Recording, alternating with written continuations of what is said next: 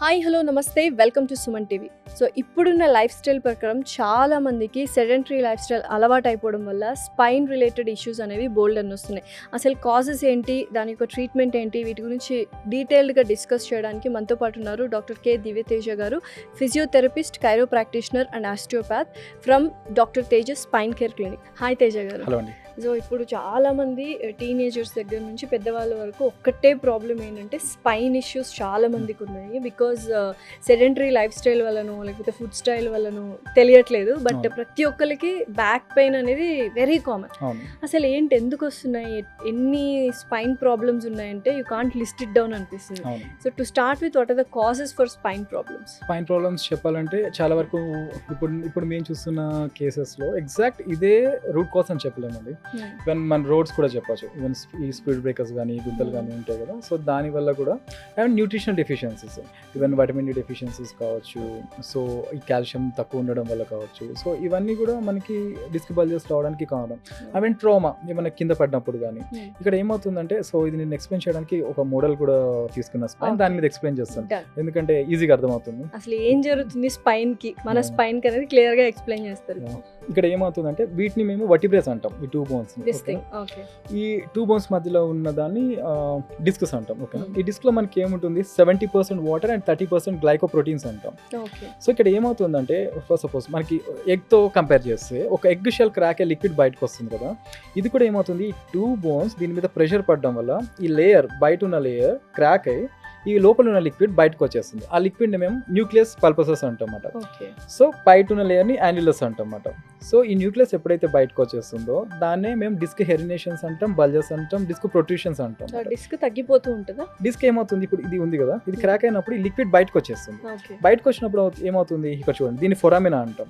ఈ ఫొరామినా నుంచి ఇక్కడ నర్వ్ అనేది బయటకు వస్తుంది మనకి. ఓకేనా, ఈ నర్వ్ ఉంది కదా, సో ఏమవుతుంది, డిస్క్ ఇది బయటకు వచ్చినప్పుడు దీనికి మధ్యలో స్పేస్ తగ్గిపోయి దీని ప్రెషర్ దీని మీద పడుతుంది, మనకి నర్వ్ మీద పడుతుంది. మనకి ఇక్కడ నడుములో ఏదైనా డిస్క్ బల్జ్ వచ్చింది అనుకోండి, ఇప్పుడు నవడేస్ కామన్ గా లంబార్ అని అంటాం, even L5, even L4, L5S1 common గా ఉంటుంది. ఈవెన్ నెక్, ఇక్కడ ఏమవుతుంది, ఇక్కడ ఏదైనా ప్రాబ్లం వచ్చి డిస్క్ బయటకు వచ్చి నర్వ్ పైన ప్రెషర్ పడ్డప్పుడు ఆ నర్వ్ రిలేటెడ్ నర్వ్ రూట్ అంతా కూడా, ఈవెన్ ఈ లెగ్ మొత్తం రిలేట్ అవ్వడం, ఈ కాఫ్ మజిల్ లో కావచ్చు, ఈవెన్ థైలో కావచ్చు, ఎక్కడైనా కూడా ఆ నర్వ్ ఎక్కడైతే కంప్రెషన్ ఉంటుందో ఆ నర్వ్ రూట్ అంతా కూడా ఆ పెయిన్ ఉంటుంది మనకి కామన్ గా. ఆ మజిల్స్ కూడా వీక్ అవడం చూస్తాం అన్నమాట. సో ఇవన్నీ కామన్ గా ఉంటాయి. సో ఇక్కడ ఇందులో కూడా ఏంటంటే, ఈ డిస్క్ బయటకు వచ్చే దాంట్లో కూడా టైప్స్ ఉంటాయి అన్నమాట. అంటే foraminal disc herniation, otherwise posterior lateral herniation, even central herniation. Central cord herniation ఎలా ఉంటుందంటే మల్టిపుల్ సిమ్టమ్స్ ఉంటాయి అన్నమాట మనకి. దీనికి ఏంటంటే మనకి even bladder and bowls symptoms, అంటే చాలా వరకు ఏంటంటే వీళ్ళకి యూరినరీ ఇన్కాంటినెన్స్ కూడా ఉంటుంది ఈ సెంట్రల్ కార్డ్ కంప్రెషన్ లో. అంటే మల్టిపుల్ నర్వ్స్ అనేది చాలా వరకు ఎఫెక్ట్ అవుతుంటాయి.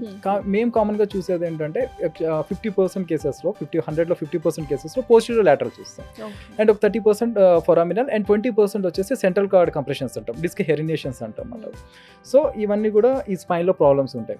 ఇందులోనే మన డిస్క్ బల్జెస్ తో పాటు ఈవెన్ ట్రామా, కింద పడ్డప్పుడు కానీ హెవీ వెయిట్స్, ఈ అగ్రికల్చర్ లో చాలా మంది ఏంటంటే హెవీ వెయిట్స్ లిఫ్ట్ చేస్తూ ఉంటారు.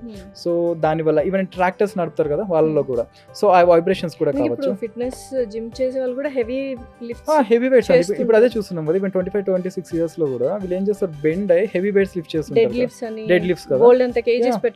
దాని వల్ల కూడా ఏమవుతుందంటే, ఇప్పుడు మామూలుగా డిస్క్ బల్జ్ అంటే ఏంటి, 2 bones మధ్యలో డిస్క్ అనేది బయటకు వస్తుంది కామన్ గా. ఇక్కడ ఏంటి, ఈ బోన్ కూడా ముందుకు కానీ వెనక్కి కానీ జరుగుతుంది అనమాట. దాన్ని మేము స్పాండిలోలిస్థెసిస్ అంటాం, లేదా అదర్వైజ్ రెట్రోలిస్థెసిస్ అంటాం. అంటే ముందుకు జరిగిన దాన్ని స్పాండిలోలిస్థెసిస్, అది రెట్రోలిస్థెసిస్ బ్యాక్ సైడ్ మూవ్ అయిన దాన్ని. అంటే ఇక్కడ ఏమవుతుందంటే, ఇక్కడ పార్స్ ఇంటర్ ఆర్టికులరిస్ అనేది లేయర్ అది డిఫెక్ట్ అవుతుంది, ఆ డ్యామేజ్ ఏమవుతుందంటే ఇది ముందుకు జరిగిపోతుంది అనమాట.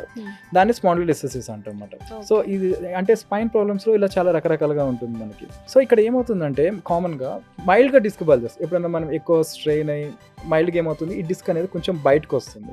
అప్పుడు మనకి ఏదైనా దెబ్బ తగిలినప్పుడు ఇన్ఫ్లమేషన్ వస్తుంది అంటాం కదా, ఇది కూడా బయటకు వచ్చినప్పుడు ఇన్ఫ్లమేషన్ వచ్చి అది కామన్ గా తగ్గిపోతుంది అనమాట మనకి. సో కొంతమందిలో ఏమవుతుందంటే, ఒక 1 week 10 days పెయిన్ ఉండి కూడా చాలా మందికి తగ్గిపోవడం చూస్తుంటాం మేము కామన్ గా, నేచురల్ గా.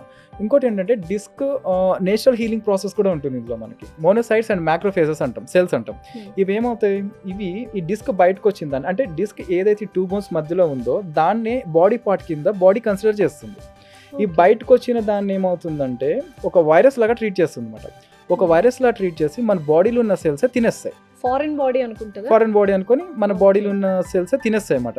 దాన్నే ఫాగోసైటోసిస్ అంటాం అన్నమాట. అంటే మన బాడీలో సెల్స్ లో మ్యాక్రోఫేజెస్ అండ్ మోనోసైట్స్ ఉంటాయి. ఆ సెల్స్ ఏం చేస్తాయి, ఒక వైరస్ లో ట్రీట్ చేస్తే వాటిని తినేస్తుంటాయి అన్నమాట. సో అది దాన్ని డిస్క్ హీలింగ్ ప్రాసెస్ అంటాం. చిన్నగా ఉంటాయి.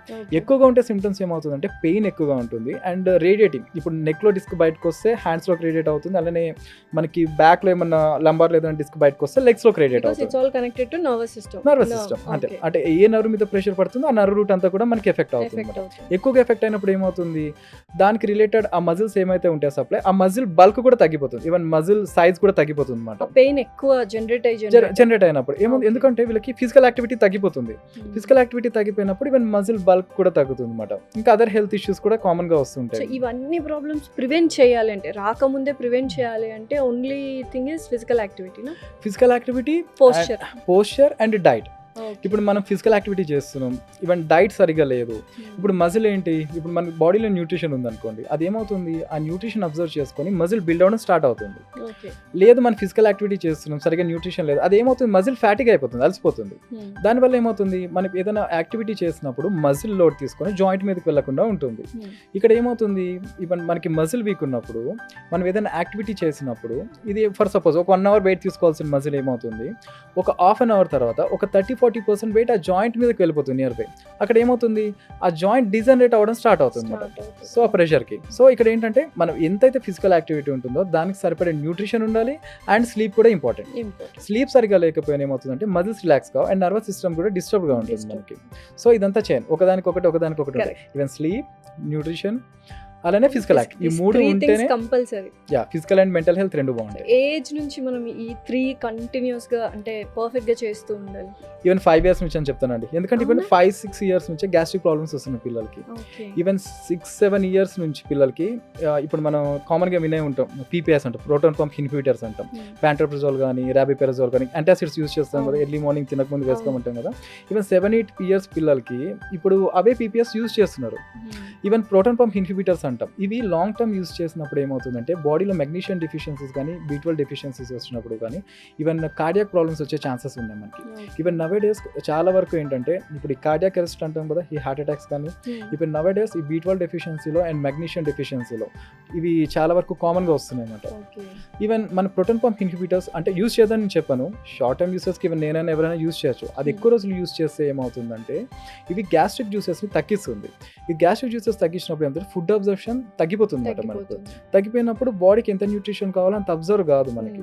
సో తగ్గిపోయినప్పుడు దాని రిలేటెడ్ హెల్త్ ప్రాబ్లమ్స్. ఇప్పుడు ఏమవుతుంది, 70-8 years యూస్ చేస్తే పర్వాలేదు, ఈవెన్ 6-7 years నుంచి పీపీఎస్ అలవాటు అవుతే ఇంకా తర్వాత ఏమవుతుంది 20 years కి ఇంకా అదర్ హెల్త్ ప్రాబ్లమ్స్ కూడా వచ్చేస్తాయి వీళ్ళకి. ఒకప్పట్లో చిన్నపిల్లలు అంటే బయటికి వెళ్ళి ఆడుకునే వాళ్ళం, ఫిజికల్ యాక్టివిటీ ఉండేది. ఇప్పుడు అందరూ మొబైల్స్, పిల్లలకు కూడా సెడెంటరీ లైఫ్ స్టైల్, దానివల్ల ఈ ప్రాబ్లమ్స్ అన్ని. సో అది ఎందుకంటే పిల్లలకి physical activity, nutrition and proper sleep and ఇప్పుడు చెప్పాను కదా గ్యాస్ట్రిక్ ఈ మెడికేషన్స్ వల్ల కూడా ఈవెన్ చాలా వరకు హెల్త్ ఇష్యూస్ వస్తున్నాయి. ఇదంతా ఎలా ఉంటుందంటే ఒక ప్రాబ్లం వచ్చినప్పుడు దాన్ని ఎంత వీలైతే యాజ్ సూన్ యాజ్ పాసిబుల్ దాన్ని సాల్వ్ చేసుకోవడానికి చేసుకోవాలి.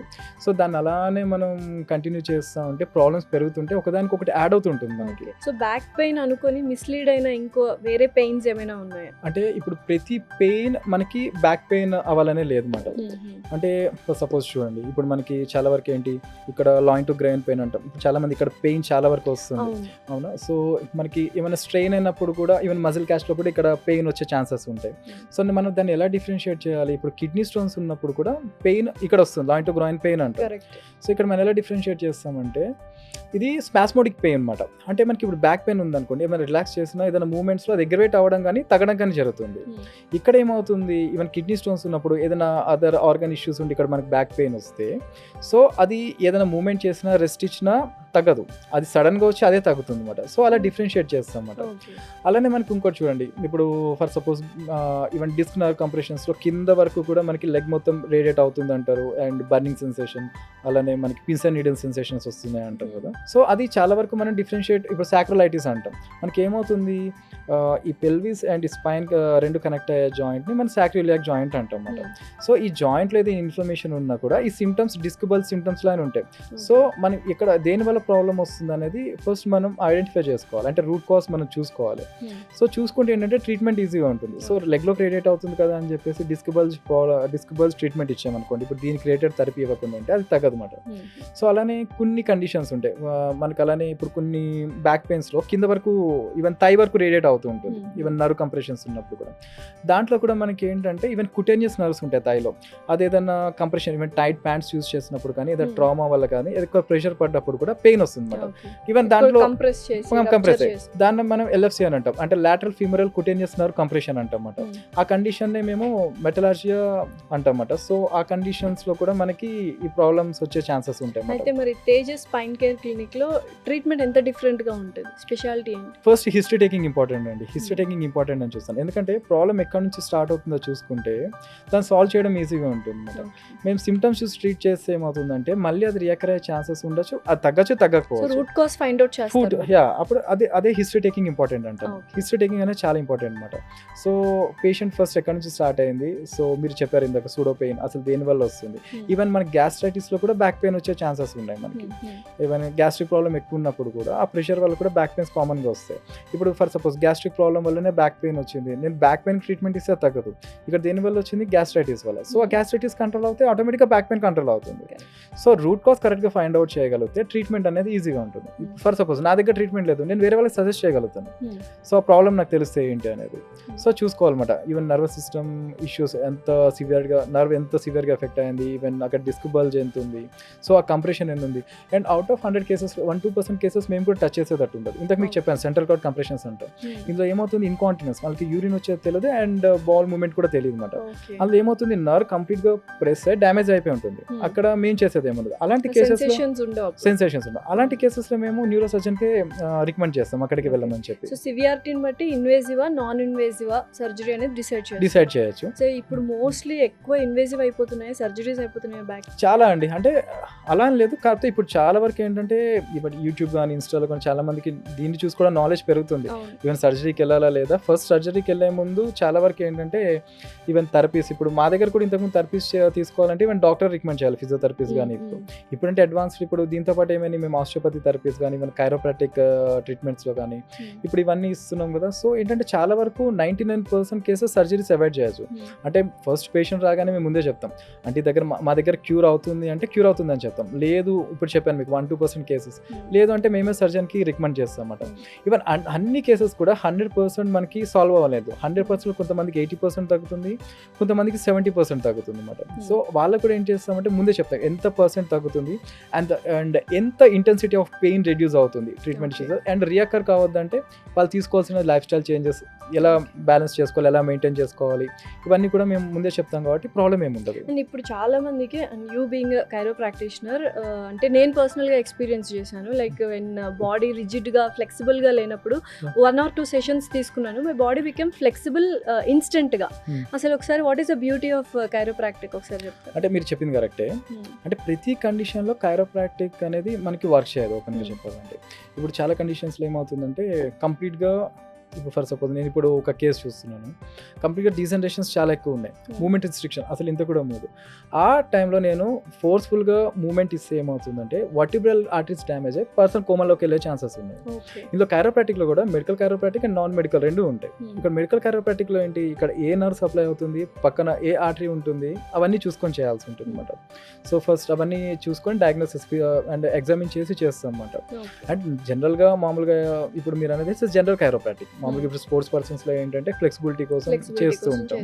బట్ ఈవెన్ ఈ డిస్క్ ఇష్యూస్ ఉన్నప్పుడు ఎక్కువ హెల్త్ ప్రాబ్లమ్స్ ఏమన్నా ఉంటే మాత్రం అవి మేము ఫస్ట్ ఎంఆర్ఐస్ కూడా చూస్తాం అన్నమాట. ఈవెన్ సిటీ స్కాన్ రిపోర్ట్స్ కూడా చూసి దానికి కైరోప్రాక్టిక్స్ ఓకే చేయొచ్చు అంటేనే ఫర్దర్గా కైరోప్రాక్టిక్, లేదంటే అదర్ ట్రీట్మెంట్స్ కూడా ఉంటాయి. ఈవెన్ ఆస్టియోపతి థెరపీస్ కానీ, డీకంప్రెషన్ థెరపీస్ కానీ, వీటితో కూడా మేము ట్రీట్ చేయొచ్చు అండి. So finally prevention is better than cure కాబట్టి మనం ముందు జాగ్రత్త తీసుకోవడమే బెటర్. అవును, అంటే రాకముందు ముందు జాగ్రత్త తీసుకోవాలి, వచ్చిన తర్వాత దాన్ని ఇంకా పెరగకుండా చూసుకోవాలి. ఎందుకంటే ఎక్కువగా అది సివియర్ అయిపోయిన తర్వాత మనం దానికి ఏమి చేయడానికి ఉండదు అనమాట. ఎందుకంటే సర్జరీ అనేది ఒకటే సొల్యూషన్ కాదు, అంటే 100% కేసెస్లో 50% సక్సెస్ అవుతుంది, 50% ఫెయిల్యూర్ కూడా అవుతుంది అనమాట. ఈవెన్ రీసెంట్గా వచ్చిన కేసులో 6 months బ్యాక్ సర్జరీ అయింది, మళ్ళీ అది రియాకర్ అయింది. అది సర్జరీ ఫెయిల్యూర్ అని చెప్పాం, ఎందుకంటే కండిషన్ క్రానిక్గా ఉంది. ఈవెన్ 6 months అయితే ఆగింది కదా పెయిన్, అదే చెప్తాను. ఎందుకంటే ఇప్పుడు ఆ టైప్ అంత సివియర్గా ఉన్న కండిషన్స్లో మేము కూడా రికమెండ్ చేస్తాం. బాడీ ఒక్క టైప్లో రియాక్ట్ అవుతుంది, రెస్పాండ్ అవుతుంది. It's not in our hands. అంతే 100% కేసెస్లో 1-2% కేసెస్ ఫెయిల్యూర్ ఉండడం కామన్ అండి, బట్ 99% సక్సెస్ రేట్ అనేది ఉంటుంది. ఈవెన్ న్యూరో సర్జన్స్ దగ్గర కావచ్చు, మా దగ్గర కైరోప్రాక్టీషియన్స్ దగ్గర కావచ్చు, ఎక్కడైనా కూడా 99% సక్సెస్ రేట్, 1% ఫెయిల్యూర్స్ అనేది కామన్గా ఎక్కడైనా ఉంటుంది. అసలు దానికి స్పైన్ ప్రాబ్లమ్స్ అనేది like lifestyle, food and sleep very important. Very important. ఈ 3 are very major role play చేశారు.